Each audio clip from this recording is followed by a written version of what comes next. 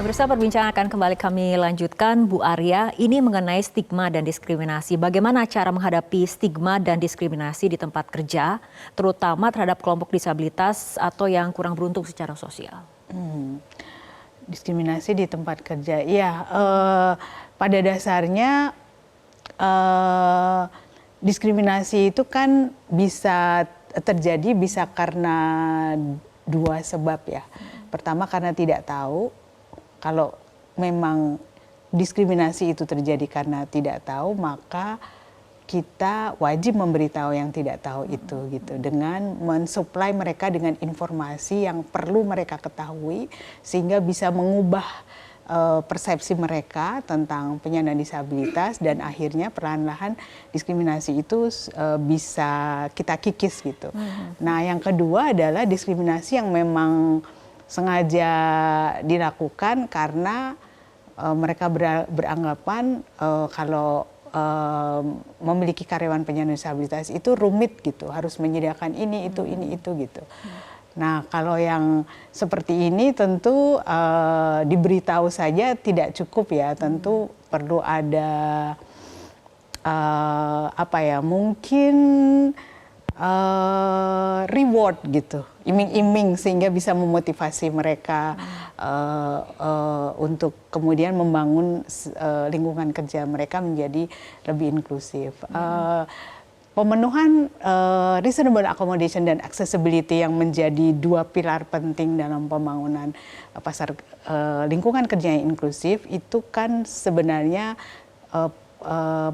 progressive realization. Jadi bukan yang sekali seperti membalikan telapak tangan gitu. Jadi mereka, para pemberi kerja, bisa membangunnya secara bertahap. Dan kalau satu hal belum bisa terpenuhi, bisa didukung oleh aspek yang lain gitu. Sehingga dengan demikian diskriminasi baik yang dilakukan sengaja atau tidak sengaja ini perlahan-lahan bisa kita bisa kita tekan gitu. Termasuk stigma tadi ya. Stigma itu kan label yang tidak tepat yang ditempelkan pada sekelompok orang tertentu gitu, yang sebenarnya ya label ini cenderung, kalau saya bilang, painful ya, menyakitkan gitu, karena sebenarnya tidak ada seorang pun yang memilih menjadi penyandang disabilitas. Ini kan kondisi yang diberikan begitu saja, dan all of us have to deal with this situation gitu. Oke, nah berbicara situasi yang ideal ataupun kondisi yang ideal, Bu Arya, bagaimana prinsip keberlanjutan yang seharusnya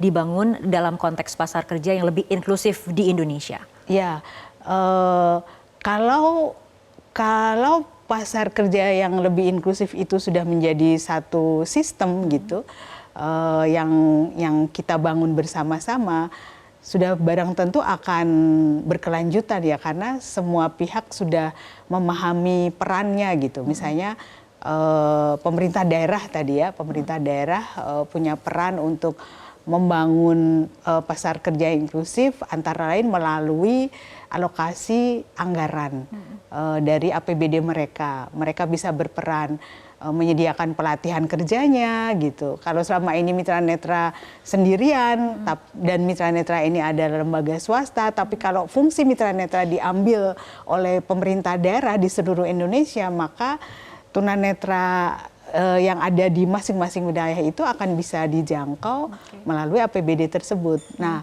kemudian upaya-upaya membangun kesadaran, mendampingi pemberi kerja, baik sektor swasta maupun pemerintah, kalau ini dilakukan oleh pemerintah daerah, menjadi bagian dari sistem program mereka, ini akan lebih berkelanjutan karena tadi pemerintah daerah itu kan di backup oleh anggaran negara gitu, sehingga akan bisa lebih sustainable dan pasti akan berjalan seterusnya gitu. Nah, selanjutnya Bu Arya, apa harapan dari Anda untuk pemerintah ataupun untuk seluruh stakeholder yang terlibat dalam upaya mewujudkan cita-cita pasar tenaga kerja yang inklusif? Setiap stakeholder atau pemangku peran, punya tugasnya masing-masing. Nah, harapan saya tentu setiap pemangku peran ini menjalankan peran dan tugas itu. Misalnya pemerintah pemerintah punya dua fungsi ya, baik pertama sebagai regulator, tentu saya berharap pemerintah memastikan bahwa kebijakan yang sudah baik, yang sudah dibangun itu benar-benar dilaksanakan, tidak hanya kebijakan di atas kertas atau law in book, tapi benar-benar menjadi law in action. Pemerintah sebagai pemberi kerja juga perlu memberikan contoh, kan ada mandat 2% yang diberikan oleh undang-undang, sehingga dalam semua perekrutan aparatur sipil negara misalnya harus ada bagian yang merekrut penyandang disabilitas. Pemberi kerja sektor swasta juga demikian, mereka juga punya peran untuk membangun lingkungan kerja mereka yang inklusif sehingga bisa menyerap tenaga kerja penyandang disabilitas.